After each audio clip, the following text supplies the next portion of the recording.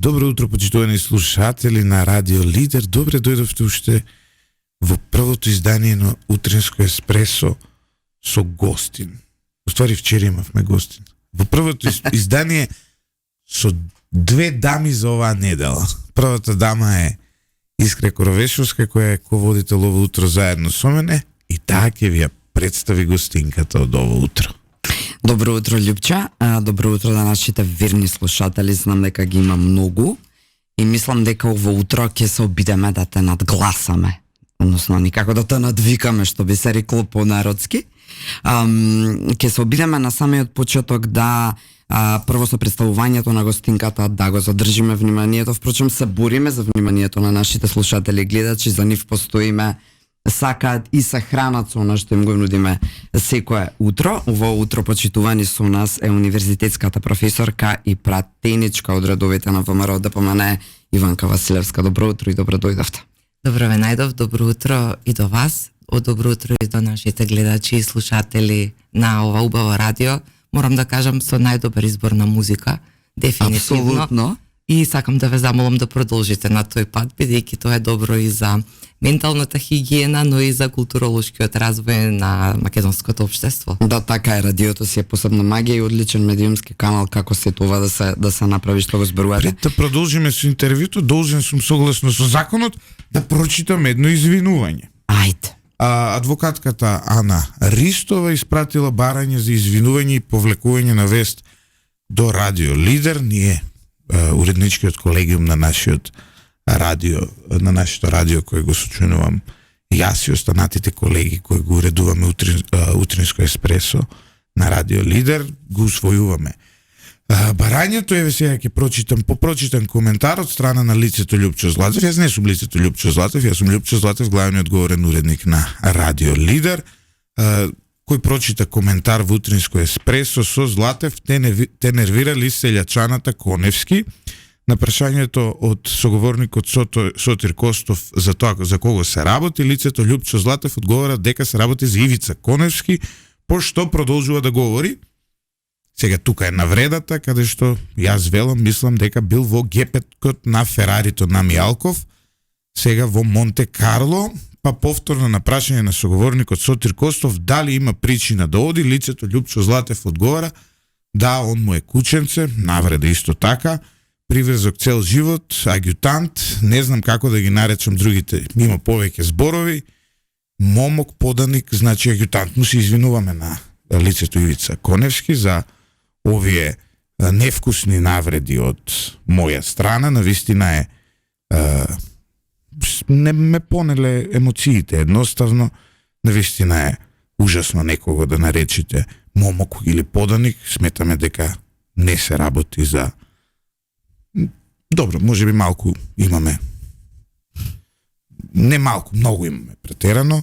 Јавно извинување, ќе биде повлечен делот на YouTube, каде што е се ова објавено. Се надеваме дека во иднина нема да направиме вакви грешки.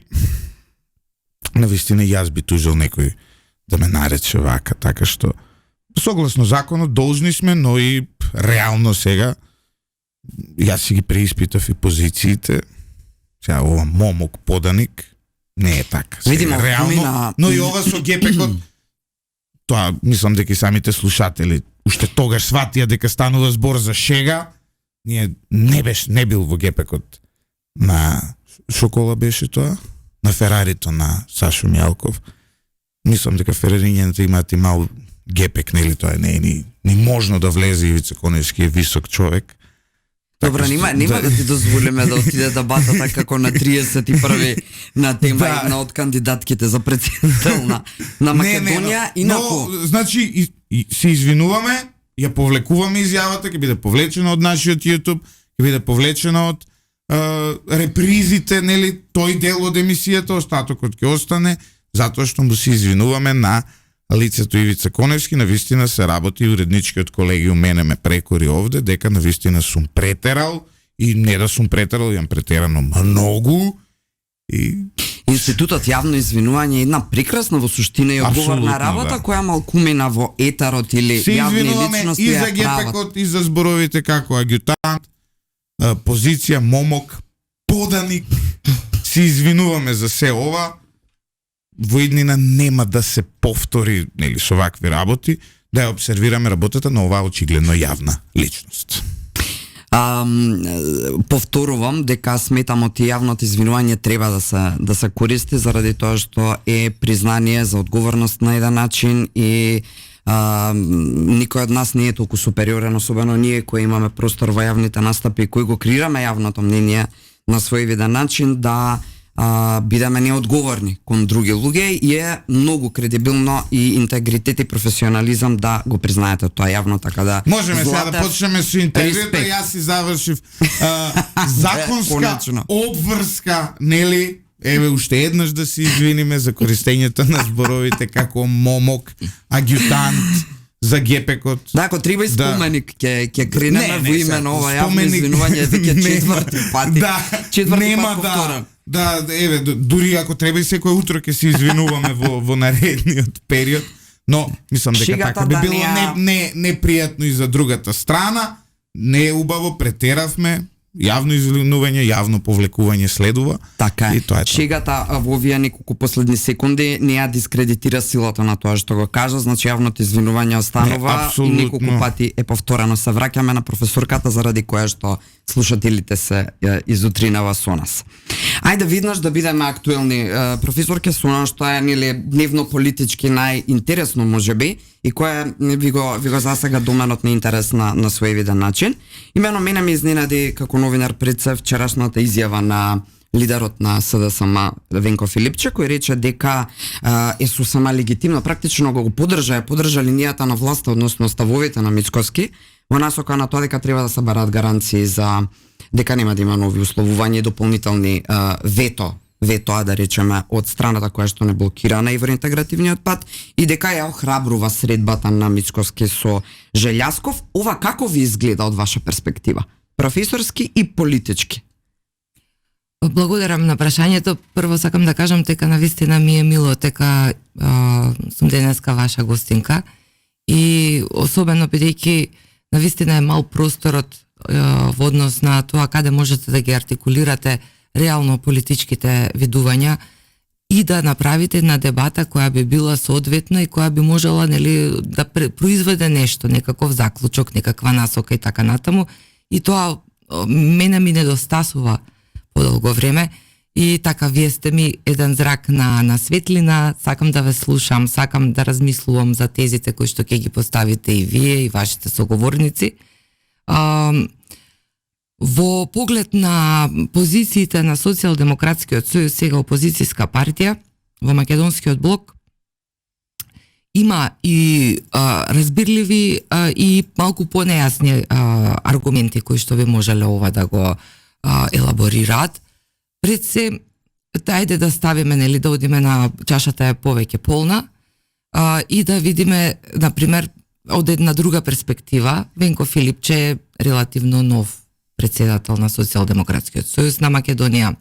Гради нов тим, после 7 годишно владење, каде буквално Социјалдемократскиот сојуз беше ставен на колена пред нели, помалиот коалиционен партнер Демократската унија за интеграција, сега се случува една нова трансформација, тие ќе го бараат својот пат, нормално, и треба да ги поттикнеме да го бараат, бидејќи Македонија е плурална држава и треба да развиваме развиток на различни ставови, особено кога се однесува и на политичката сфера, која што стана навистина загадена со многу криминал, корупција, нејасноти, извртени вредности, лажни вести, со еден збор искривува, со една искривена перцепција.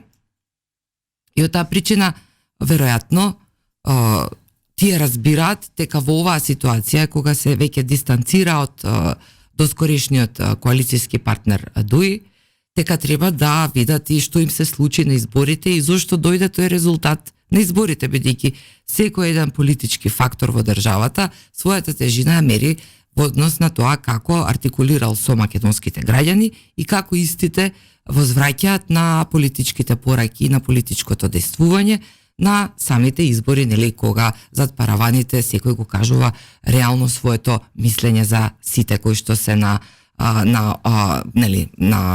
масата понудени. Од таму Социјалдемократскиот сојуз не само што западна во една огромна криза, туку и разбра дека елитистичкиот пристап и немањето контакт со базата ќе ги чини сериозен политички бенефит, а истиот се одрази, како што кажав, и на претходните избори, но доаѓа и како еден ураган на предстојниве есенски локални избори, кои, ако нема поместување на таквиот резултат, дефинитивно и на ова раководство на Социјалдемократскиот сојуз на Македонија ќе треба да им се заблагодарат и да бараат нов модус вивенди доколку сакаат се уште оваа политичка опција да биде релевантна. Истовремено не може да им се прости, еве вака како граѓанин би се изразила едноставно, не може да им се прости тоа што оваа реченица, оваа подршка е, да ја насловиме или крстиме подршка на последна изјава на Филипче на тема правецот во кој што размислува власта, односно премиерот не може да се прости она што го направија неговите претходници, односно истава оваа позиција, да речем, за која сега е наводно освестен Филипче, не ја имплементираа своевремено, напротив, доведоа до овие состојби во кои Македонија е уценета. Сега тука сакам да го направам прилазот за она за кое што вие сте практично наинволвирана и суштински многу запознаена и темално ги следите и хиерархиски учествувате односно хронолошки учествувате во сите овие работи. Имено во рамки на собранието постои мешовит парламентарен комитет, кој што можеше да го искористи минатата власт, кој што работи заедно со пратеници, односно заедно со Европската Унија и постои од 2004 година и треба да го искористат целиот тој период, особено изминатите 7-8 години, да работат и да ги запознаат бриселските функционери, бриселските фактори со тоа во која позиција практично Македонија. Како новинар, јас ниту во времето на претходните работни места каде што сум била, ниту во времето додека сум во Алфа, сега зборуваме за овие последни 7-8 години, не слушнав ниту една придобивка од мешовитиот парламентарен комитет, односно од таа структура на собранието која што направила нешто во корис, во полза на Македонија, имајќи предвид каков проблем имаме со соседите, односно конкретно во случајот со Бугарија. Работи ли нешто, професорке, овој мешовит парламентарен комитет? По кафана барем дали седнувате ли со бугарите? Зошто минатиот да запеете тие заеднички песни кои ги имаме заедно ние од Море Сокол пие до... Не, повеќе ме интересира дали воопшто имале никакви настапи, комуникации, лобирања. Всичката се гора во европските институции на темава. Искра, точно го допирате сршта на она што е суштина во однос на интегрирањето на една земја како што е Македонија во оној евроинтеграцијски процес, од потпишувањето на договорот за стабилизација и асоциација, па се до добивањето на статус за почеток на преговори. Сето ова и самиот комитет во рамките на законодавната власт, и тука ќе ми дозволите уште една интервенција и фуснота да ставам во интерес на општото мнение.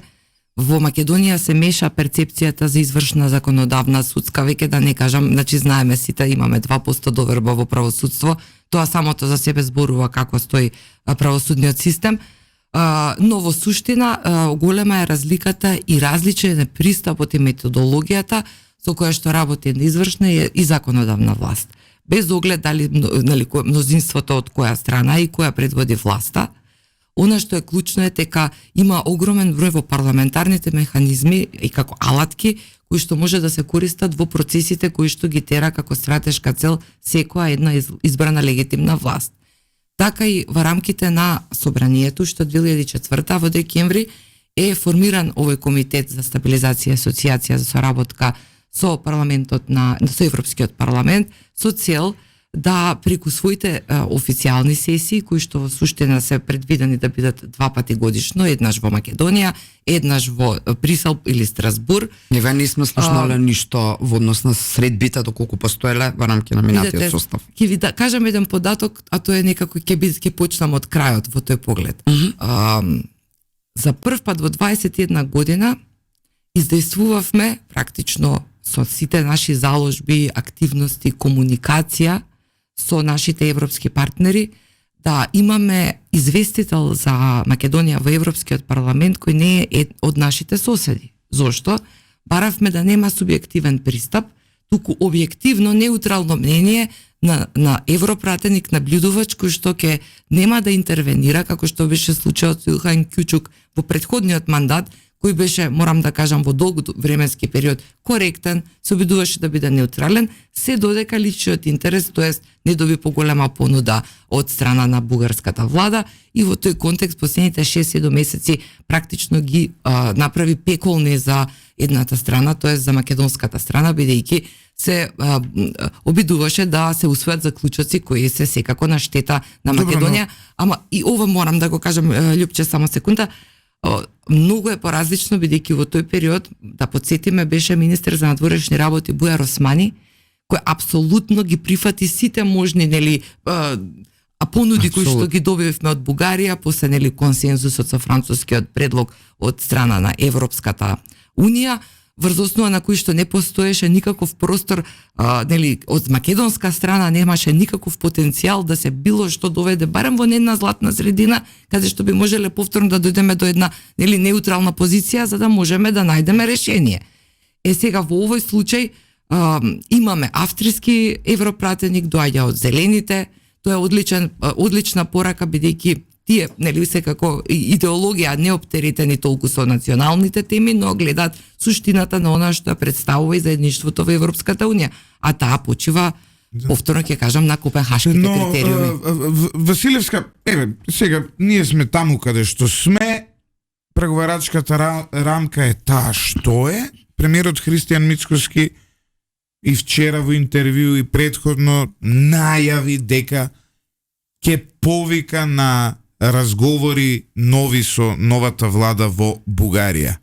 Но она што е, нели, во овој момент индикативно е дека, знаете како? Чега, јас ова го коментирав еднаш на телевизија, сега ќе го повторам и овде. Јас да сум советник на премиерот на Бугарија и да сум Бугарија, среќа што не сум, јас би рекол, знаете како, не може да се видиме да разговараме, но во однос на преговарачката рамка, вие си се договоривте со ЕУ. Тоа помина во вашето собрание, сега вие немате веќе проблем со нас. Вие имате проблем со Европската Унија. Бугарија де факто успеа, благодарение, нели, на тоа што тука беа Димитар Ковачевски, Зоран Заев и Бујар Османи, успеа да направи еден дипломатски успех. И сега да ретерира од тоа би било многу погубно за нивната политика, а дури пак да сум Бугарија, јас пред Мицковски и општо пред јавноста би се вадел, па извинете, ние попуштивме, ние ги симнавме нашите црвени линии и бугари во уставот стана единствен услов за продолжување на преговорите. Па не се согласувам до крај со овој став, тоа е една можам да кажам надворешна видлива линија која што би можело вака да се аргументира. Би го фрлила во оган сопствениот дипломатски успех само поради тоа што ние сме смениле власт. Морам да ви кажам дека во принцип иако сме мала земја и научени сме, нели, да бидеме да прифатиме дека, нели, силните го прават тоа што можат, а слабите тоа што мораат. Сепак, ценам дека не се случајни пораките кои што ги испреќа премиерот Мицкоски, познавајќи го долги години и знајќи пристапот на неговата работа, никогаш не зборува напамет и во ветер не фрла зборови. Во суштина, се што е напишано на хартија може да се редефинира, не велам дека е вака лесно изводливо или дека може веднаш да се случи, но доколку имате партнер спроти себе кој што знае да аргументира, кој не ја навредува другата страна, не и наштетува и има аргументи кои што ги, нели, го задржуваат сопствениот интегритет, во тој случај и како постои можност да направиме поместување во процесот. Во однос на дипломатија, вие двајцата многу добро знаете дека тие процеси не се видливи на почеток, но со времето си оставаат својата трага и може да се случат. Поради што сега Бугарија би се откажала? Анализираме сурово геополитички, забораваме дека сме македонци, забораваме дека тие сме бугари и забораваме на нашиот емоционален порив за ова прашање кој е огромен. Пе мене да речеме е огромен, но и лично и национално. Суровата политичка реалност вели вака. суровата политичка реалност вели во овој момент Бугарија никој не може да ја уцени за ништо. Бугарија е членка на ЕУ, Бугарија си има најнормален пристап до фондовите. Претходно можеби ќе се надевавме со она влегување, не влегување во Шенген, па од Брисел да добиеше, нели, одредена форма на земји или остави, но сега во овој момент Бугарија нема ниту една причина да попушти. Не се согласувам. Има еден јавно аргумент, видлива причина, сега така, тајна причина може би има. Видете, јас ве разбирам бидејќи штетата е сериозно направена. Јас би ве упатила, вие сте новинари, истражувачи, секако наша кај сите нас, институционалната меморија зборува повеќе од било какви, нели, перформанси или било какви пораки кои што би ги пратиле. Ако помните кога се носеше францускиот предлог во собранието, после експозето на тогашниот премиер Ковачевски бев јас прв говорник. Тоа не беше, нели, намерно, туку по случаен избор, нели, брзи прсти, но ја имав честа судбински некако да можам да станам и да елаборирам, и тоа што го кажав тогаш држи до денес и за секогаш. Можете да го погледнате мојот експозе, ќе видите дека таму аргументирано, академски, национално, политички, демократски, про ЕУ, во секој контекст им дадов, нели, на знаење на тогашната власт она што јас го можам и што го разбирам, зошто треба да размислат за носењето на тој предлог. Не би го повторувала, бидејќи тоа е достапно на интернет, може да се погледне. Од аспект на Бугарија, ќе ви кажам дека меѓу кулуарите во Европскиот парламент не се многу задоволни и среќни од однесувањето на Бугарија. Пред се бидејќи постои една видлива разлика во однос на разбирањето на либералните вредности и начинот на кој што Бугарија се однесува во случајов со Македонија.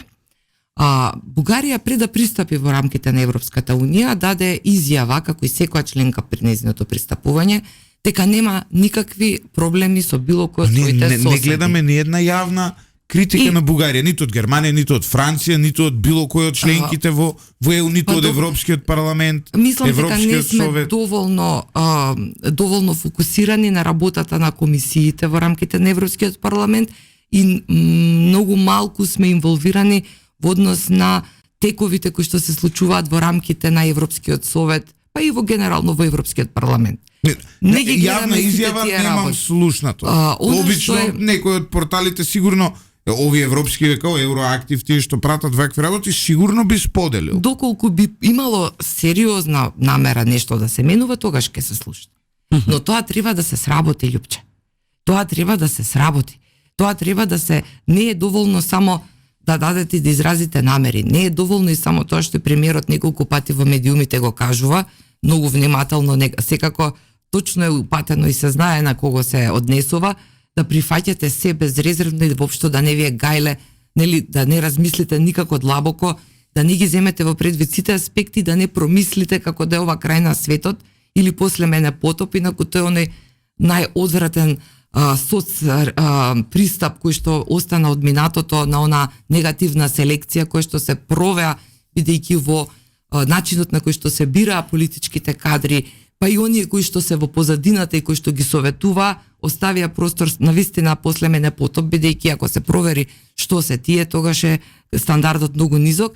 И во тој аспект сметам дека оваа влада и ние сите како нели чинители кои што ја поддржуваме, сме пред еден огромен предизвик и со личното, но и со јавното действување, да почнеме да делуваме, да се размислува на опции. Опции од аспект на тоа да се види што можеме да извлечеме или да поправиме од оваа огромна штета која што направи претходното владење на Социјалдемократскиот сојуз на Македонија и Демократската унија за интеграција. Во рамките на заклучоците, тие се уште на вставот и точно е тоа, дека тоа што е влезено во заклучоците треба да биде исполнето, но поради тоа што Македонија е секако исклучок и тие самите тоа го признаваат, и дека направени се огромни отстапки, огромна жртва е направено за сметка на одредени интегративни процеси и одредени ситуации кои што требало да ја подобрат или да ја склопат Македонија во овој современ свет. Во тој случај мислам дека и симпатиите и на Европа се полека натежнуваат на наша страна, а Бугарија ќе мора тоа е општество со сериозни проблеми, за тоа треба посебна емисија ако имате време да Зошто одвоиме. само кратко ако може? Па тоа е длабоко поделено општество со умот кон исток, а физички на запад, заглавено Добро, не сме тука опциите. негде. Не се согласам. не се согласам, Не, не. јас не се согласам. Ви мислите дека не сме со умот на исто? Апсолутно не. Апсолутно. Не зборувам за владата, зборувам за јавното За генерално, мислење. да. Ние сме една од државите Јавното каде што мислење- Русија има најголема поддршка помеѓу граѓаните во оваа војна со Украина. Јавното мислење го креираат, ке ми простите, сега ќе бидам индискретна, бидејќи долго време сум го истражувала ова и затоа сум вака сигурна ова што ќе го кажам. Ботови кои што одредени центри ги продуцираат за да создаваат таков впечаток. Имате и јавни личности кои што создаваат групи, потикнуваат такви теми и така натаму, во суштина реферираат на другата страна, лепат муви. Така што тоа не може да биде се уште полето на јавните, на социјалните медиуми е толку Не зборувам за оние нечепнато. анкети. Ова беше јавно спроведено и се покажа дека Македонија е една од земите каде што Русија има најголема поддршка во однос на Украина, особено кај етничките македонци. Јас морам да ви кажам дека во петокот имав средба официјална, бидејќи сум шеф на делегацијата за соработка со украинскиот парламент, со заменок амбасадорот. Добро, така беше во времето на Ковачевски, може да се сменило. Вчера се видовме Јас не во едам таа анкета, Институтот во секој за случај не. културно наследство на албанците и со украинската амбасадорка. Нашите заложби се за траен и правичен мир во Украина, а срамота е во 21 век да зборуваме за воена инвазија, срамота е да зборуваме и срамота е да го мешаме културолошкото наследство што ни го има руската книжевност, Именно. уметност и така натаму со политиките на актуелните политики Или кои што се од поддршката сосема друг на дадена страна карактер. во одредена војна. Апсолутно. Ако ми дозволите само да влезам, мислам дека темата Бугарија и решавањето на проблемот реално и не треба да ни биде фокус, ако можам вака најдиректно и можеби грубо звучам. Па добро, тоа Мислам не дека е дискутабилна и единствениот начин да структурата. стигнеме до европски интеграции во овој момент, без решавање на но тој проблем. структурата Точно. на Европската Унија исто така е дискутабилна како издржливост, односно одржливост, не издржливост, туку како одржливост во оваа актуелна ситуација, точно во оваа состојба на војни во 21 век и целата политички правец на кој што одлучува. Но тоа е друго, па ајде да ја заокружиме некако темава Бугарија. Би сакала тука само ова да го кажам. На тема овие симпатии ги зборувате од Брисел кон Македонија како исклучок, како посебна ситуација и овие гаранции за кои што нели зборува и премиерот и е позиција на власта кои ги очекуваме за да видиме дека нели нема да имаме дополнителни уценувања и вето. Имаше еден интересен предлог токму од европратеникот известувач за Македонија кој го споменавте, австриецот Вајц. Да, тоа ми се чини, ета така. Во едно свое интервју за 360, овој друг пат сум го споменала на радио емисијава па и на Алфа Несе, вели дека можеби нов договор во правна смисла понуден меѓу Македонија и Бугарија би можел да биде решение на некој начин. Се размислува во таа насока или единствено е опцијата гаранции да се добијат во игра како полесно изводлива? Дали е случајна оваа сугестија на Вајц или може би има случајно. Се барат опции. Сакам да кажам, Македонија има пријатели. Нема само непријатели, имаме и пријатели. Да, звучеше прилично позитивистички ова. Ја ценат нашата заложба, го ценат нашиот напор. Разбираат во каква геополитичка состојба се наоѓаме. Со што сме нели обкружени. Во суштина, во рамките на Европа во моментов има неколку дебати. Тие нема исто така да се решаваат брзо, но ќе траат. И ние треба да сме во тек и треба да ги следиме и треба да сме будни. Да ги искористиме. Значи реториката од 19 век е толку дегутантна, а овој популизам и внатре во македонското општество кој што се развива од аспект на тоа, нели, како сме поделени, тоа е во суштина ретрограден процес кој што не носи никаков бенефит, така што јас секогаш намерата моја е тоа да го прескокнам. АФД во најмал рака ќе биде втора партија во Германија, така што и видете што оваа поделеност во нашето општество, која ние дури не сме толку поделено општество, а ќе се споредиме со европските општества, кој ќе видиме колку е силна радикалната десница во Франција, кој ќе видиме колку е силна радикалната десница во Германија. Велика Британија не е дел од ЕУ, но таму веќе реформистите на Најджел Фараш се исто така во еден огромен раст. Во Австрија гледаме исто интересни тенденции. И која е главната тема? Мигрантите. Еве вчера одлуката за прекина, нели, за враќање на мигранти и така натаму. Сега ќе видите што е, сега ќе го видите расизмот и сега ќе видите на дело мојата теорија на заговор. Јас пишувам на оваа тема како дел од мојата магистратура, дури можеби ќе биде и тема на мојот магистериум. Јас се обидувам да докажам системски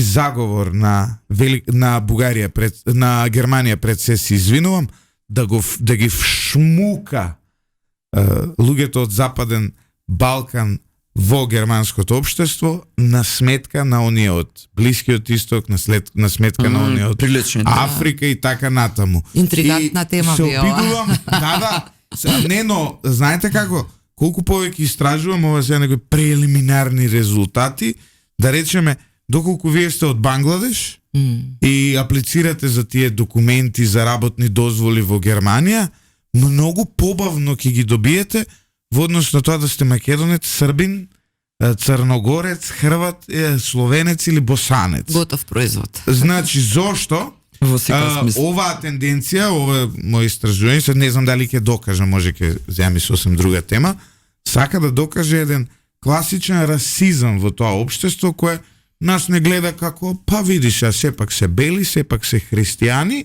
а овие другиве се обидува да ги елиминира. Новиот закон за миграција во Германија ќе видите колку нема да влие на нашите. Значи, пошто ние имаме сите роднини, пријатели, другари кои работат во моментот во Германија, никој од нив нема да биде вратен, ќе бидат вратени они од Блискиот Исток, ќе бидат вратени они од Средна Азија, ќе бидат вратени оние од една многу сензитивна Африка. тема. Ако следите, тоа мојата колешка Каролина Ристова Астерот уште пред неколку години ми посочи да ги следам тие процеси, таа активно и будно го следи сето тоа.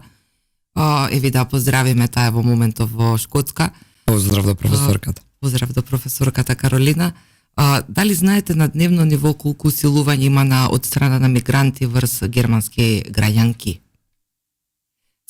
Пред скоро време излезе и во Велика Британија скандалот со дека биле силувањата, прикривани практично. и тоа целото општество инволвирано и така натаму. Малигните појави на оние демократи кои не сакаат демократија повеќе од онолку колку што ја имаат, како и фактот дека на италијанскиот брег секојдневно се симнуваат боси по 2 метра, сега вака нели метафорички кажано, да не ме сватат некој, буквално здрави јадри мажи со различна боја на кожата, но уште пострашно со различен менталитет и разбирање, и кои што прегазуваат нели преку чизмата и црнати на централна и западна Европа, тоа е она опасност која што сериозно прети. Тие луѓе, она што ќе го направат и она што го прават е нула во однос на тоа што Европа им има направено на нивните општества, на нивните предци и на нивните земји. Тие ќе дојдат во потрага по подобар живот. Европа кога отиде таму, отиде во потрага по ресурси, во потрага по робови и по робинки, и нив Европа не ги сметаше за луѓе. Сега секогаш на крајот сметката еднаш се плаќа, токму затоа, че извинете, но ние сме немале робови, тие во Холандија имале. Добро, тоа е најекстремен пример. Не сме извршиле геноциди, тие извршиле стотици геноциди низ Африка. И сега општество благодарение, ова е еден класичен доказ на теоријата на диалектички материализам, затоа што западните општества акумулираа капитал благодарение на тоа робовладетелство, благодарение на тој економски империализам, капиталот отиде кај нив и се наеднаш сите сакаат да одат кај нив. И односно, растејки, си го создадува средството за собственото уништување. Тотално хегелијански, од почеток до крај. Тотално дефиницијски дефинирано. Бихевиористичката теорија е таква, но има и други аспекти. Во суштина, нели, секогаш, ајде ќе го цитирам Мустафа Кемал Ататурк, тој кога ја еманципираше, кога ја секуларизираше модерна Турција, има нели многу филозофски мисли кои што се навистина релевантни. Една од оние кои што јас најмногу ги сакам е нели прашањето што е полесно, дали жена од оние традиционална турска облека, чентијани и влечки, да облечете во мини сукња и во штикли, нели ќе научите и таа ќе ги носи, нели ќе носи и мини сукњата, ќе ги носи и штиклите. Но ајде сега обидете се да ја вратите повторно во традиционалната облека, тоа малку потешко. Еднаш стекнати права, тешко се човек одвикнува од нив, а и примерот по бихевиоризам и нели можете да го видите и сам со Наполеоновата промена на европскиот поредок по прва половина нели на 19 век, стекнатите права дека веќе не сте поданици, туку сте ле ситуајан, граѓани, но сте и лом, луѓе или човек, во точен превод од француски зборува дека и покрај тоа што на Виенскиот конгрес 815 се случи реставрацијата и старите европски владетелства се вратија на европските престоли, после некоја неполни 2 децении се случи превратот и повторните нели револуции. Сите сме ја читале Ле Мизерабле, бедници, сите сме го читале Гаврош и така натаму, и тоа се тие придобивки кои што остануваат во клетките во свеста. Една од теориите кои, особено во економската теорија, која навистина држи вода, е дека Европа има забавен економски раст само поради тоа што има премалку миграција во Европа. Односно дека за да се обезбеди еден одржлив економски раст кој постојано ќе трае, треба цело време да имате повеќе луѓе за некој да троши, така се зголемува бруто домашниот производ. Суштината е дека европските општества имаат огромна демографска дупка и овие луѓе кои доаѓаат не се доволно за да ја потполнат таа дупка, така што економската логика значи дека повеќе луѓе од Африка треба да доаѓаат. Повеќе луѓе од Азија треба да доаѓаат за европските економии да не пропадат. Или во Европа да почне да расте наталитетот. Што е невозможно. Да се променат менталната матрица. Тоа е исто како дека таа која облекла фустан, вие сега ќе натерате да се врати пак во опинци. Па не, невозможно, не се сложувам дека е невозможно. Денес е многу тешко да се смени таа културолошка матрица дека вие сте центарот на вашиот живот и дека нели планирањето на иднината се фокусира пред се од себичноста, не од потребата да дадете рода на планетата Земја. Мала дигресија, само Темилковски вика Златев, само женските зборуваат, не е фер, не се сложувам. Не, сега во мој дел се обидов малку да интелектуализирам. Да. Меѓу другото треба да ја реализираш. Да, одлична теза. Јас сакам да докажам еден длабок расизам во европското општество, затоа што ги следам примерот на наши луѓе кои заминуваат од овде, знаеш, и де факто ние имаме еден расистички однос и сметам дека дури јас би го теоретизирал, ова не може да се докаже. Именно. Ова првово може да се докаже со нели да направиме кейс стади од 1000 апликации да видиме колку на тие од Бангладеш време им треба да добијат нешто, колку време на тие од Македонија им треба да добијат нешто. Ова може да се докаже. Да, но тоа не е по дефолт расистички пристап, туку е капацитет со кој доаѓаат и аплицираат. Но од друга страна, ајде сега да видиме дали намерно Западен Балкан се држи надвор од Европската Унија за да нема економски просперитет, за да нема слободно движење на луѓето, само поради тоа што Европа сака нас да не вшмука, односно не има земено како модел на идните кротки, вредни, талентирани, бели германци. Интересна, да. Може да има аспекти точни, мислам вака, се многу е комплексно, никогаш не е црно-бело. Во однос на Западен Балкан, еден несреќен термин, за жал стана во употреба, нели, се почест, ние треба да гледаме големата слика. Кога правиме анализа, мора да излеземе од личното, за да бидеме објективни, инаку ќе забегаме во сопствените желби и тогаш ништо нема да постигнеме.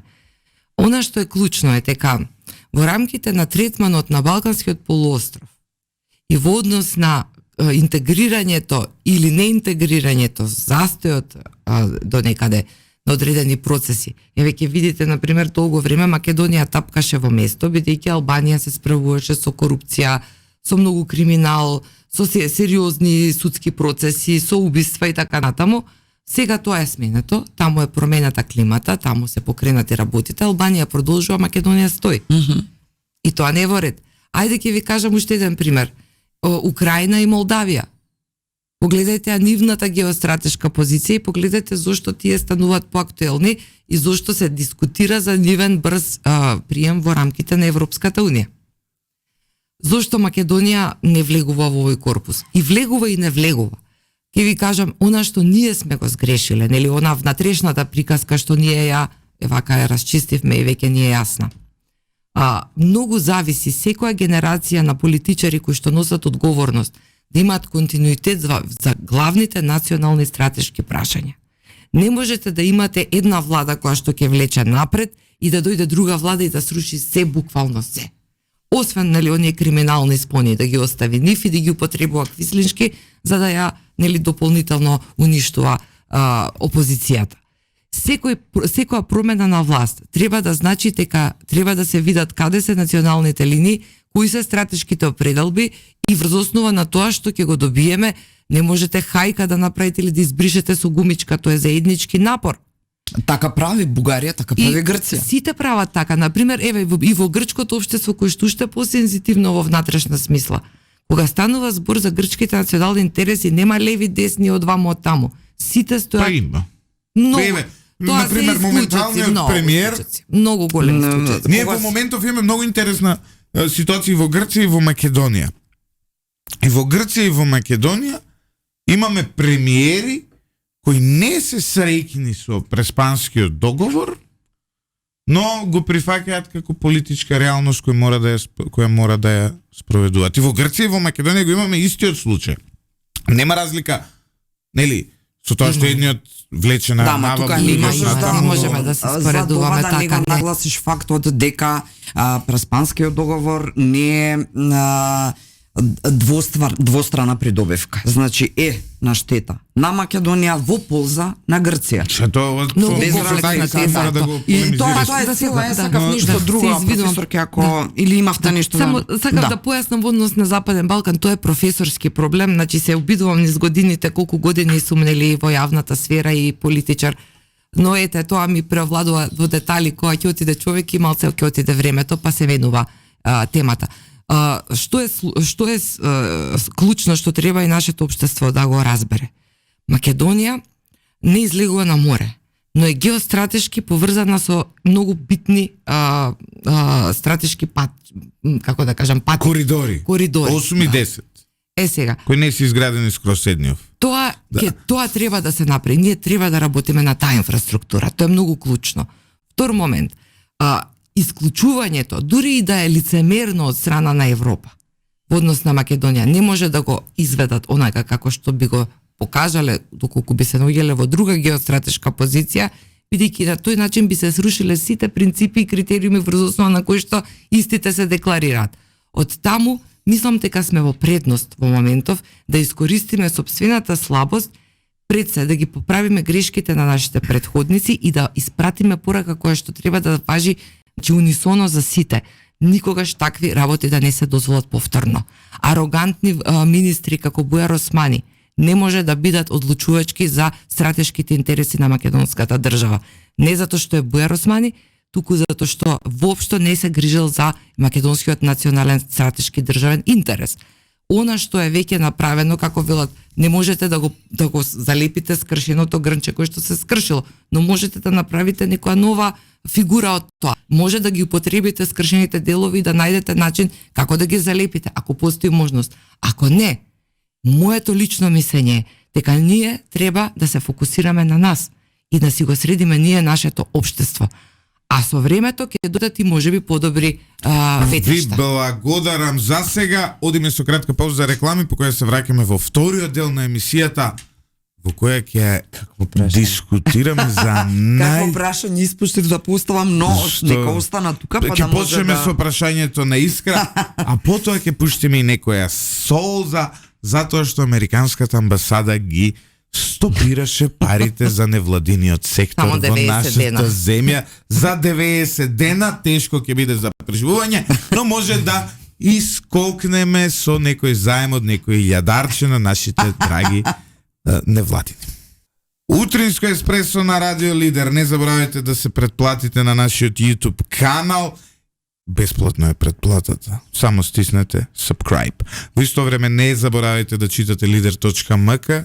Може и таму да не слушате аудио во живо, може да не слушате и на 98,1 FM. Искра да не го заборави прашањето случајно. Апсолутно не.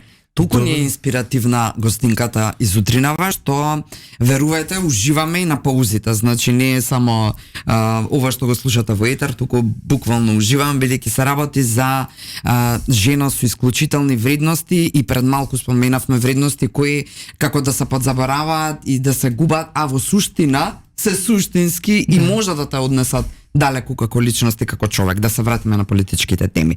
Пред паузата зборувавме за тоа колку треба да се дотераме до смисла на стабилност внатре себе си како држава институционално и пред се најголемата болка правосудниот систем. Професорке, дали е изводливо и зошто не го имплементираме примерот? Жал ми е што морам да ја посочам Албанија, не велам дека ми е жал бидејќи Албанија ја анулирам или ја деградирам, туку бидејќи бевме многу пред неа своевремено, сега за жал се работите вакви какви што се. Една Албанија успеа да санкционира онаму каде што требаше одредени суди обвинители, а на другите да им рече, сега ова вака го кажувам малку по-народски, јасно ви е за што ми е прашањето, да им рече сами повлечете се доколку имате коруптивно минато, да не ве етаблираме јавно, па да не ве уништиме, тргнете се сами, нели подобро е без јавна деградација, и тоа се случи со околу 80-тина, ако не грешам. Зошто моделов не го имплементираме? Може ли, треба ли? ВМРО ДПМН на претходните избори победи со платформата за борба со корупција и воведување ред и воспоставување на правичен правосуден поредок. И тоа е нашата примарна заложба за која што ќе се бориме до крај да оствариме.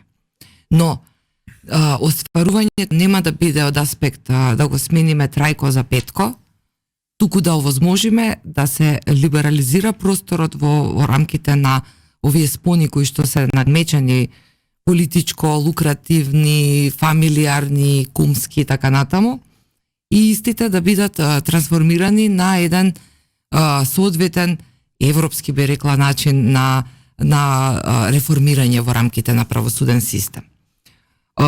Она што е клучно за Македонија е за да видите на кој дередже елитите се изгубиле во просторот и во времето, е начинот на кој што не само функционира судскиот совет и советот за јавни обвинители, туку и еве, на пример, само погледнете го главниот обвинител, или погледнете кој беше до пред некое време председател на Уставен суд, и ќе видите дека примерот кој што тие луѓе го одразуваат не кореспондира со она што треба истото да нели го извршуваат.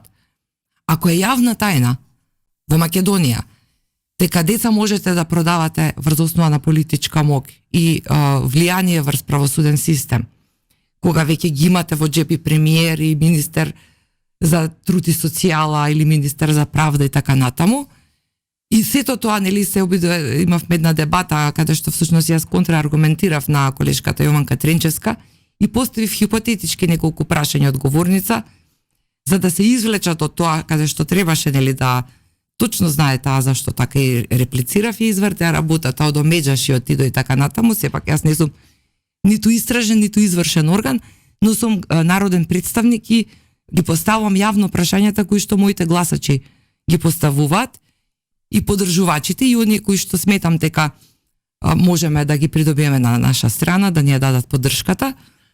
Оттаму ја прекинав буквално со Дамоклов меч таа дебата, но она што е суштинско е дека одговорноста и чувството за своето присуство и начинот на кој што се делува е во голема мера еден од одговорите зашто сме на ова дередже.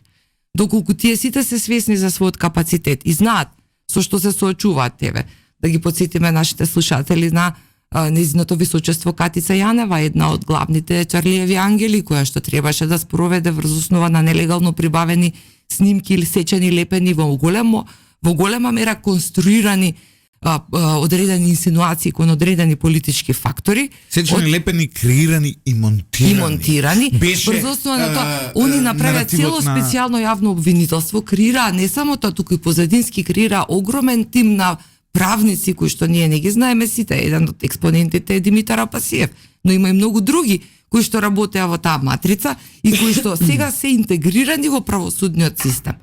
И истите тие и позадински делуваат и штелуваат.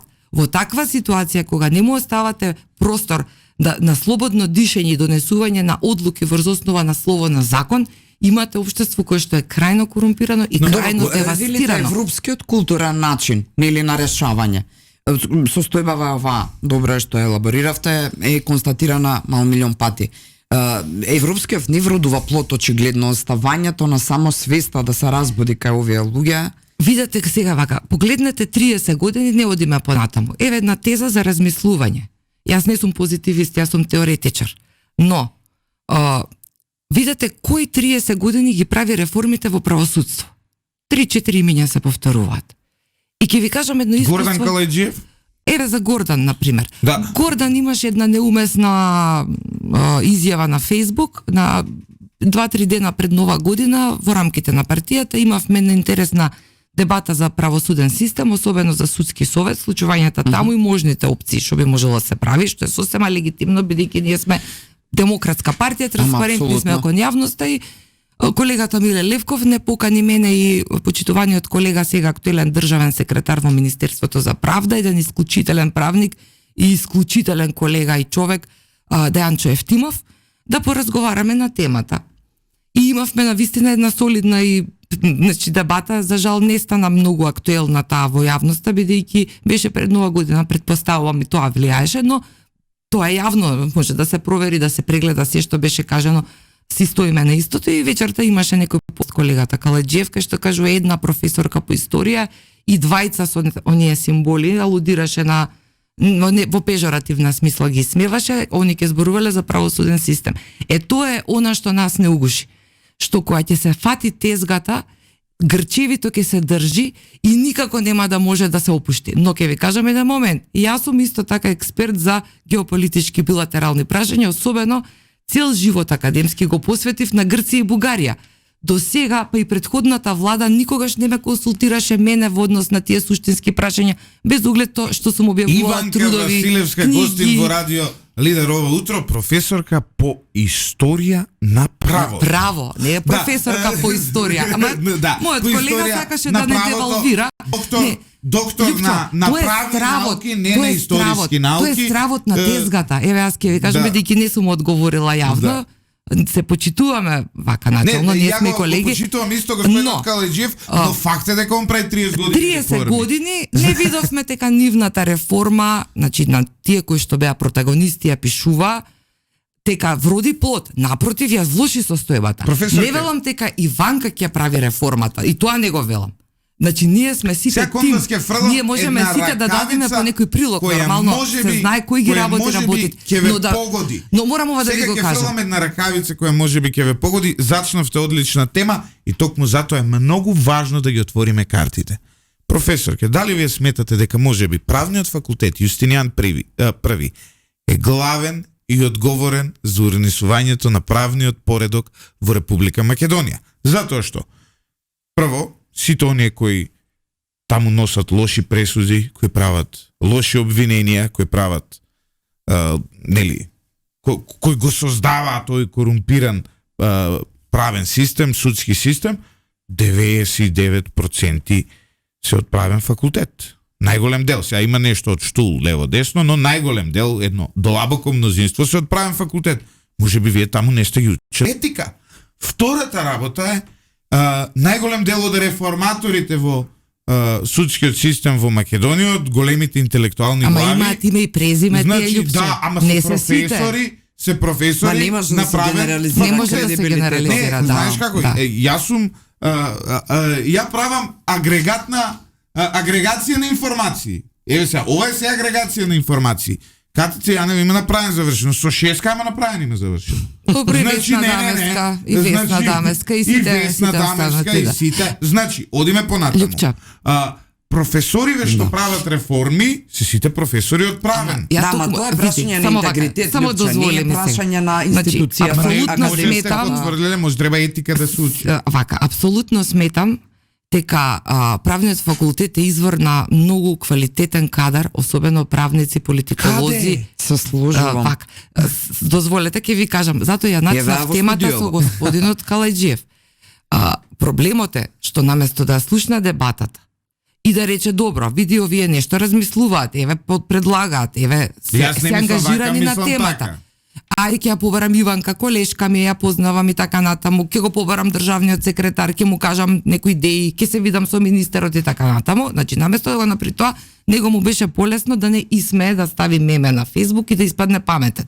Во суштина го покажа стравот и затворениот ментален склоп. Само дозволи ми.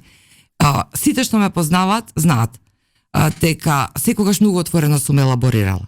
Јас сум невидено приврзана и лојална и према Универзитетот Свети Кирил и Методи и према мојот правен факултет, матичниот факултет. Чии што кредибилитет не може да се спори. Таму сум редовен професор, значи избрана со едногласно.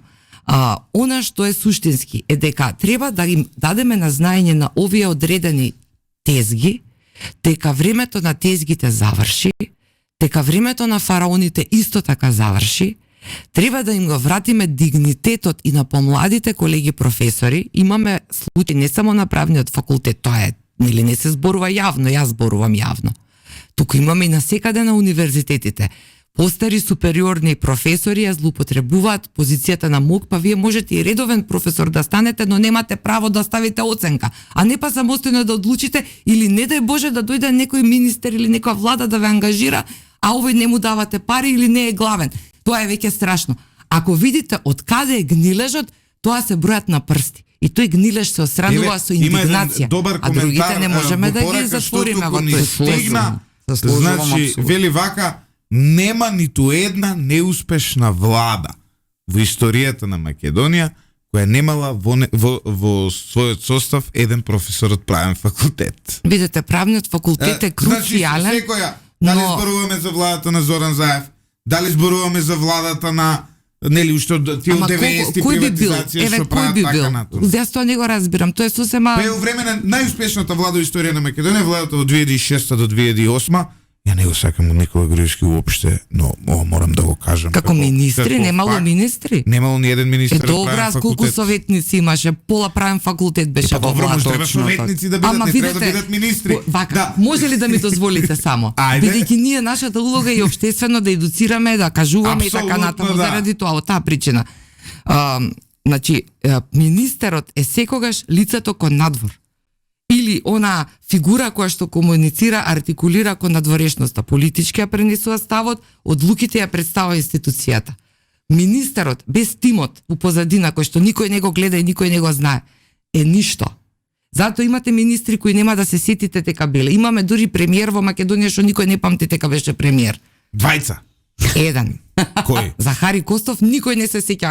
Прашам, никој не се сеќа дека бил премиер. Јас се сеќам на Захари Костов. Јас да се преиспитувам. Јас се сеќавам. Викам, леле да не сгрешив да не беше премиер, така да кажам. Јас Захари, ја не се сеќавам. Не се сеќаваат луѓе, верувајте. Значи ми се случило во многу дебати, сакам да ви кажам. Ја мислам дека станува збор за Емил Димитриев. Ние имаме. Значи имаме тројца. Имаме серио, не зборувам избрани премиери, за такви зборувам, тие што легитимно се избрани. Па не, па Хари не беше на избори лидер.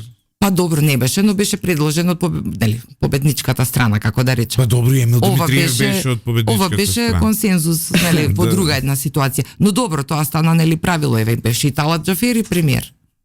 На тој начин, ако земе. Имено ако така. Али она што е Оливер Дојлев беше министер. Особено е важно, она што сакам да го кажам е дека не може да се генерализира и да се стигматизира. Универзитетот Свети Кирил и Методи е сериозен извор на кадри и на потенцијал. Не само тука во Македонија, тука и надвор.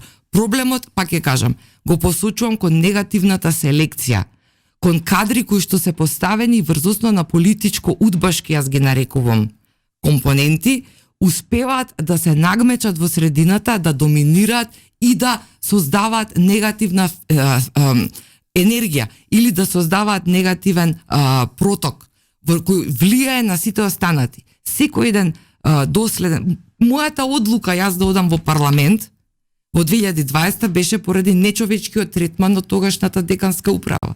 Деканот тогашен лично ме третираше како да сум приправник од, не знам, демонстратор, така не се третира. Зошто? Затоа што беше многу силен, тогаш нели стана опозиција, неговата екипа беше многу мокна, мислеате дека ќе владеат као третиот или четвртиот рајх и се однесуваше така селективно кон мене и кон неколку колеги.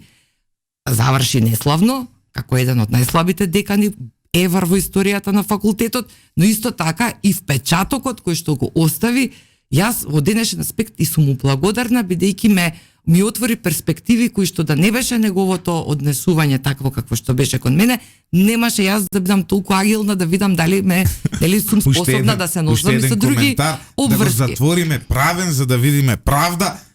Очигледно правниот факултет, правниот факултет треба да се подржи. Јустинијан први треба да биде подржан. Само треба меѓутоа на вистина му треба и подржан. И треба колегите мои да се слободат да размислуваат со сопствена глава, не вазално, бидејќи тоа не има од дома подарено, иако има некои кои што така се доживуваат, туку е обврска кон академијата и кон општеството да продуцираат кадри и да дадат личен влог во науката.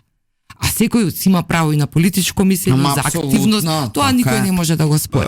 Пред да преминеме на следната тема, кратка информација.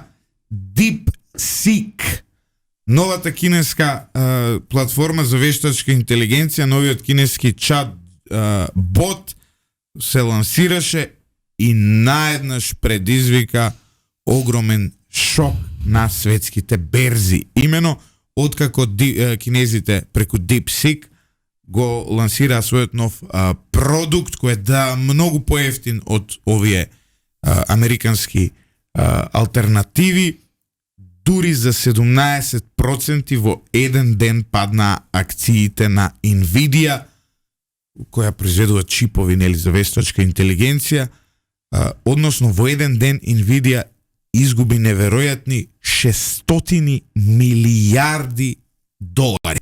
За споредба, Македонија годишно има 13 милиарди обрт, односно БДП, сите ние тука со се државно, приватно и секако, вртиме 13 милиарди, а Nvidia во еден ден изгуби 600 милиарди, огромен удар на сите индекси технолошки во светот. Многу интересен момент. Оваа нова платформа за вештачка интелигенција, овој нов чат бот се лансира во две знаменити ситуации. Првата е доаѓањето на Доналд Трамп на власт, Трамп кој најавува тарифи, царини и така натаму, кој најавува своевидна трговска војна со Кина. Во првите 10 дена од неговото владење се лансира овој продукт, а второ се лансира токму во деновите кога се одржува светскиот економски форум во Давос. Очигледно кинезите сакаат да пратат една значајна порака, а една од темите на Давос е токму вештачката интелигенција. Професорке, дали нашиот законодавен дом размислува за било каква регулатива во делот на вештачката интелигенција? Добро знаете, имаме министер за дигитална трансформација. Го зборуваше кадар на правниот факултет Јустинијан први и на престижен американски универзитет и така натаму. Макар у Милано Џон Хопкинс е, значи Стефан Андоновски од Џон Хопкинс. Да. Еве да го поздравиме. Отишол на Џон Хопкинс. Не, он беше одличен студент на правниот факултет. Исклучителен млад човек, исклучително перспективен. Следам бидејќи јас не сум многу по технологиите, така тоа ми е еден предизвик. Следам што се случува од кога се застана на чело на министерството и навистина гледам дека придобивките од дигитална трансформација за Македонија се многу значајни. Еден од моите најголеми хорор филмови, тоа му го кажа во една прилика кога го сретнав, е да извадиш извод од матична книга на родени. Mission Impossible. 300 луѓе треба да најдете. Да ми се случувало да стојам во ред половина ден луѓе да ме гледаат чудно, да дојдете и да ви дадат на крај да дојдете до извод кој што е сгрешен и така Може да снимаме натаму. документарец како Мислам- вадите извод и да го крстиме Македонија во ерата на вештачката но интелигенција. Не, сега имаме можност да си го со печат и со Дури секој му- функционира. Му реков на Се министерот, уште има велам, простор чекај, за дали е ова адаптација? вистина? Да, И тој да. вика како не, вика секако дека е, викам, па ова е спас, ова е невиден. Професор, ќе морам да ви дадам една паралела. Имаше еден многу интересен човек кој беше порано директор на агенцијата за електронски комуникации, Роберт. Како му заборив презимето, а пријател ми е малку така полничок. Боби, он беше директор долго време на АЕК, дојде Ордановски. Ордановски, он дојде од Телеком во АЕК и уште во 2013-14 човекот имал воведено електронски подписи во АЕК. Односно, директорот електронски да ги подпишува документите. Сме имале Во 2021 година Радио Лидер дочека да чекаме нас директорот на ЕК да ни подпише еден документ рачно. Со недели го чекавме директорот Глупост. да стигне кај него и да ни подпише Губење рачно. време. И ја разговарам со Боби, надевајќи се дека има таму некој што ќе ми фати врска. И Боби ми вика, бе, знаеш, немаме, бе, како вика, ние, ја у моје време имаве електронски подпис. Да, И тоа е сега апсурдно. можам Тоа е да апсурдот значи на- Македонија во ерата на Дигиталната вештачката трансформација. интелигенција и дигиталната трансформација очигледно многу назад и очигледно има Многу. алумнито на правен факултет и на Џон Хопкинс, што е многу повредно. Нели има Тоа е наистина субјективно мислење. многу работа. Јас го охрабрувам и него и сите наши, мислам, драги министри кои што се нафатија да исправаат многу тешки проблеми, да се зафатија да го вратат македонското општество назад кон нели центарот за да може да се почне да се работи на неговото издигнување, да продолжат на овој пат, бидејќи Македонија не може да биде исклучена од глобалниот свет.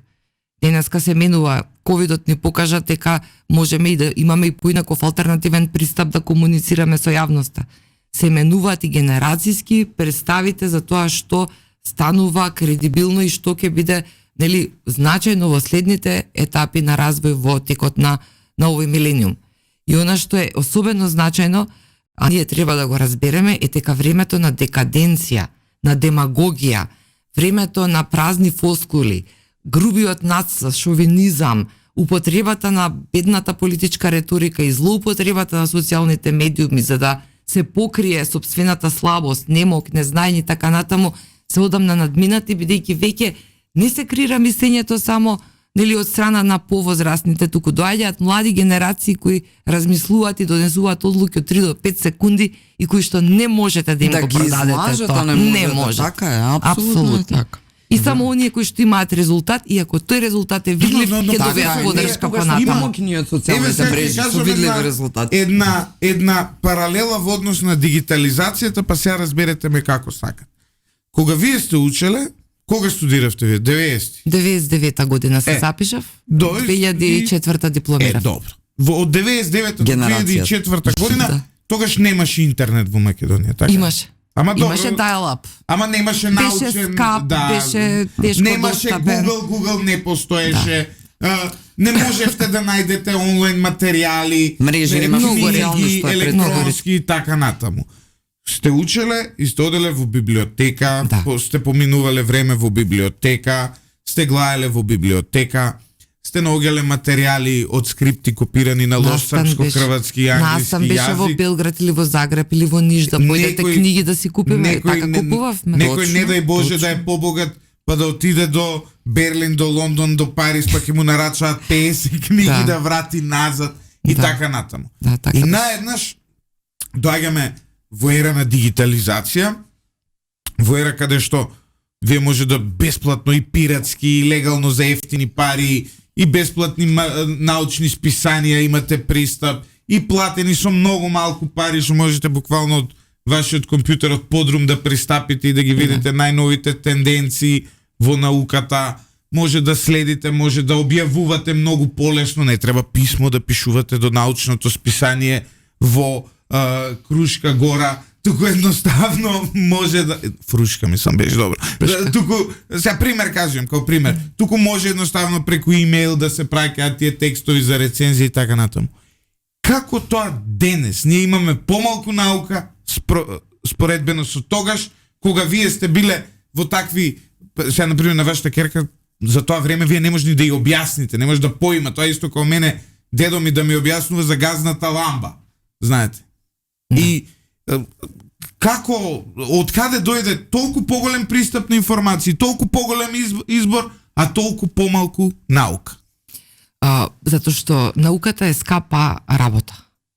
За да работите наука сериозно, мислам, сега не зборуваме, еве, ќе спомнеме дел од средствава кои што ќе бидат, нели, можеби трајно замрзнати од страна на администрацијата на Трамп, се затоа што се правело нешто кое што не е наука, туку се пропагирале одредени нови идеологии. Значи сега има огромна тема, тоа не е да не ме свати никој погрешно и американската амбасада ги замрзна се, ги извести македонските невладни организации, тоа пред рекламите го зборувавме, дека нема одредени работи, на пример, нема да може да бидат така финансиски поддржувани за да бидат, а не се докажани или представуваат одредена идеолошка матрица која ќе влие на глобалното менување на свеста и така натаму. Многу голема тема таа и повеќе и за психолози и за социолози. Така. А она што е клучно е дека ако сакате да се бавите со наука, еве ќе ви го кажам примерот до доаѓањето на власта. Ќе видиме сега, нели, имаме уште време, уште треба да се покаже, нели, не можам да коментирам нешто што е толку тазен, но она што беше до изборите. Мислам дека не ме држете за збор, околу 10 или 15.000 евра годишно МОН одвојуваше за наука. Еве ви давам како предизвик како новинари да истражите кој ги добивал средствата. Две личности континуирано ги земале средствата. Не би сакала да артикулирам премногу губам, ќе треба да изгубам многу време со да не се извинуваме како на кој што му се извинува. Не, нема потреба. Еднаш јавно извинување. Јавно се разобличени, така што мислам затоа што го нарекавме со тие погрдни зборови. Тие двајца кои што ги воделе овие проекти, ги земале постојано овие средства, имаат неколку своји асистенти кои што ги работат апликативно и кои што од тоа немате ништо во суштина. Тоа е потрошено да земеме пари од тој дуќан. Овој дуќан е волко, оној дуќан е онолку. Ако земете да направите рационализација, да видите колку експертски мислења се ангажирани по министерствата и зашто све плаќала македонската држава, тоест ние како даночни обврзници, така, само за да не реметат, зборам генерално, да не биде реметен одреден политички субјект за мир во куќа, на овој 10.000 денари, на оној 20.000 денари, на оној проект за ова, за оној проект за она. И да пак доаѓаме до прашањето на интегритетот, професорке, за 10-20.000 денари. Не ги интересира. Ама од кај вас толку, од кај мене онолку и ќе се соберат се солидни средства во месецот. Но интегритетот нема цена. Ама интегритетот тие не го познаваат, бидејќи тие се свесни. Видете, сите луѓе кои што злоупотребуваат својата позиција, знаат дека се безвредни во суштина. И знаат дека немаат никаква тежина. Тоа е класичен психолошки сегмент. Тоа што е клучно е дека нив не име гајле, тие го надминале моментумот, Ничеовски дури можам да кажам, го надминале моментот на срамот. Видовте, еве, ајде ке ве подсетам, бидејќи е тема што не сме да се заборави во македонското општество. Гледате што се случи со Љупчо Палевски. Па со Заев шарена револуција, па прв стана патриот, па он нас не подучуваше како опозиција, како најголема македонска опозицијска партија, и правеше циркузијади со една полициска групировка пред влада, пред собрание и така натаму. Јас имав тогаш многу сериозни проблеми, не знаев од каде ме снаоѓа, ама тоа си било со цел. Тоа си се тие игри кои што ако се отвори Пандорината кутија, ќе се види точно каде одела водата. Како и онаа за античка Македонија, ако ги видите кои беа протагонисти во средина на 80-тите и рани 90-ти. Љубомир Данилов Фрчковски е таткото на антиквизација во Македонија. Васил Тупурковски е достоен татко, за разлика од кој е недостоен. Ја не сум го видел Васил Тупурковски да каже дека е лошо што има споменик од Александар Македонски. Не сум го слушнал Васил Тупурковски да каже, значи така што во однос на антиквизацијата не сега дека ми е пријател, но значи тоа го направи една екипа која што во која што беше и Фрчковски, само што тој лесно ја менува стратегијата кога во зависност од потребите, тоа е карактер. За стратегијата на Васил Тупурковски, Васил Тупурковски со таа идеја сакал да ја оддели Македонија, нели од како се вика, од Југославија да го зајача македонскиот идентитет преку тоа поврзување Па не со знам баш, не сум баш Вандерман. сигурна, но ќе видиме тоа, сепак тоа е исто современа историја, допрва ќе се отварат тие документи. Искра, имаш уште некој прашање или додам со последното? Оди со последното, бидејќи мислам дека ќе ни нема крај, Нема уживаме, крај, имаме можеме многу теми, само ги отвараме, ама така станува на Сорката и пратеничка Иванка Василевска, следите Утринско еспресо на Радио Лидер. Не заборавајте да се претплатите на нашиот канал на YouTube, да читате lider.mk и да не слушате во живо на 98,1, затоа што откако ќе заврши оваа емисија, ќе слушате најдобра музика. Професорке, протести во Србија, студентите излегоа, организирани, одбиваат додатна настава, поддржани се од професорите. Српското општество се крена против владењето на Александар Вучич, клучна причина која се Ќе останеме со 40. се коментира оние случувања во Ниш каде што загинаа 15 луѓе кога се сруши дел од железничката станица. Таму граѓаните, студентите, бараат одговорност, бараат имиња и презимења. Вучич организираше големи контра собери, ово утро испрати повик за диалог. Нема политички субјект кој го води овој протест, едноставно студенти излезени протестираат. Се приклучуваат синдикати. Веќе е видено сценариото, канваско сценариото. Јас не знам, не би можела мислите, дека не е некогаш легитимно да има вакво Не сценарио? видете, јас сум секогаш за здраво општество во кое што можете јавно да изразите протест ако не се согласувате со нешто. И тоа е за мене легитимно право. Ние израснавме од деца протестирајќи од средно школо, па до последните случувања кои што беа кога едноставно беше узурпирана власта во Македонија. Она што сметам дека е веќе дегутантно и многу брзо видливо е сценаристот кој што е позади. И како политиколог, но и како историчар на право.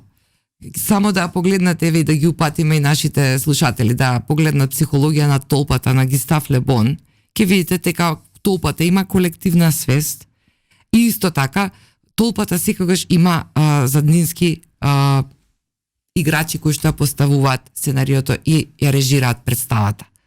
Она што можеме да го видиме и во македонскиот пример, а и секаде на светот е дека истите никогаш не одговараат невини луѓе и истото она што се случуваше кај нас за време на шарена револуција се случува сега во Србија. Може би е легитимно, не знам, може би и сакаат промени и тоа е легитимно, но на избори си кажуваат самите бројки повторно. Но студентите не велат дека сакаат да дојдат на власт.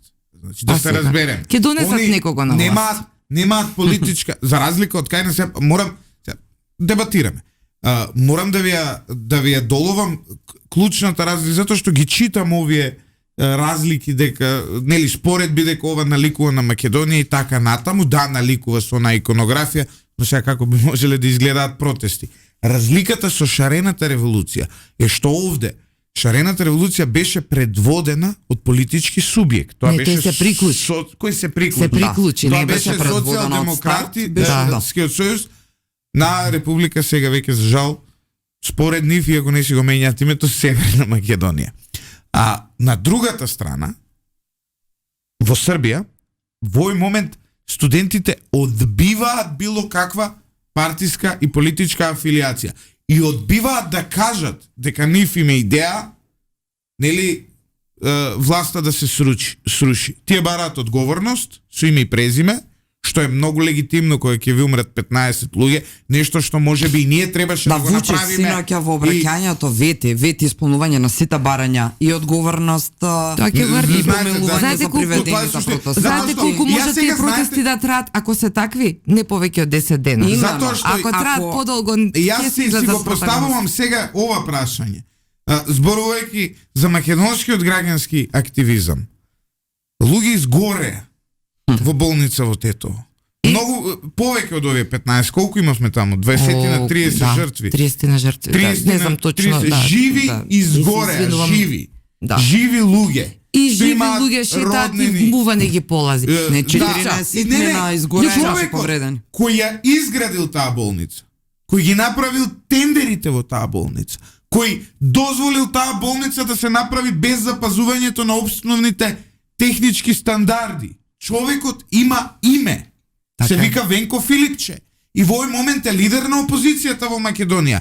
Но, она што мене ме иритира, е тоа што овој човек сега само затоа што е лидер на опозицијата и само затоа што доколку утре го уапсат, тоа ќе биде политички притисок, ќе биде кршење Ама на затоа човекови стана права, лидер на се СДСМ. спасува Како не, од мислам, тоа е одговорност јасно за е, ама тоа е смртта на абсолютно. 30 луѓе. И извинете се, а вие доаѓате од владеачката ВМРО ДПМН. Тоа што Венко Филипче не е во затвор, јас го давам како забелешка на актуелната влада, која дојде токму за да ги исправи Ама овие Лјупча, неправди. вака сега, вие најмалку од сите, јас мое мислење исто сега сакам контра да ви кажам, како јавни личности, како новинари, не треба да го поттикнувате тој начин на размислување. Зошто? Не апси владата и Мицковски. Треба истражните и судските органи да си ја завршат правен домачната факултет. задача. Треба овој обвинителов сега што се шета, го гледам на сите приеми, прв таму со сите се поздравува, Коцевски, тој треба да си ја сработи работата. Ако нема доволен капацитет, треба да бара да си прими обвинители, асистенти тргне, или да доколку си замене нема ако не капацитет, може да. да се носи со ова. И за сите истото важи. Значи тие треба да сработат работата. А не Мицковски не дојде на власт за да апси. И ние не дојдовме, јас не сум во законодавна власт за да вработувам или за да апсам. Мојата работа во законодавна власт е да помогнам да донесеме закони кои што се кредибилни, кои што ќе му помогнат на македонското општество, ќе овозможат да функционираат споните на системот. Слушајќи ги оние кои ви Да избрале. представувам мојата, Бидејќи сте народен моите избраник, избирачи, да се обидам да привлечам нови избирачи кои што утре ќе не дадат довербата преку мојата политичка артикулација и да представам Македонија во телата каде што ме делегирале да представам. Истото се однесува на извршната власт. Нивна задача е да си ја следат владината програма. И владината програма има за секој едно министерство и ресор определено задачи и обврски кои што во рамките на 4 годишен мандат треба да бидат спроведени. Тоа што повторно ќе се вратиме на правосудството и гнилежот и повторно ќе се вратиме на чудесната, нели, сива еминенција која што владее во правосудството и ги диригира и законите и начинот на кој што ќе се одвиваат реформите во Македонија е прашање од $1.000.000 и лично ви ветувам дека ќе се заложувам до крај, до крајот на мојот политички активизам да не им дозволиме да преовлада Професорке, толку нивната сте добра осредност. за како соговорник, што можам да ви кажам дека радо ова утринско еспресо би трајало се до вечерен чај. Но нашето време е Ми направивте ограничено, чест. така Ви што благодарам. тука негде мора да ја завршиме оваа емисија, почитувани слушатели. Претплатете се на нашиот YouTube канал, читајте lider.mk, там може да не слушате во живо, гори има едно дугме слушај и Извини се уште еднаш. 98 не, два пати веќе упативме извинување, третиот пат ќе биде може на библиски наратив да се повикаат. Така што доволно беше во секој случај, секојаш кој ќе направите одреден прекршок, кој ќе навредите неколку, достоинствено е да се извините колку тој некој и да не ви се допаѓа.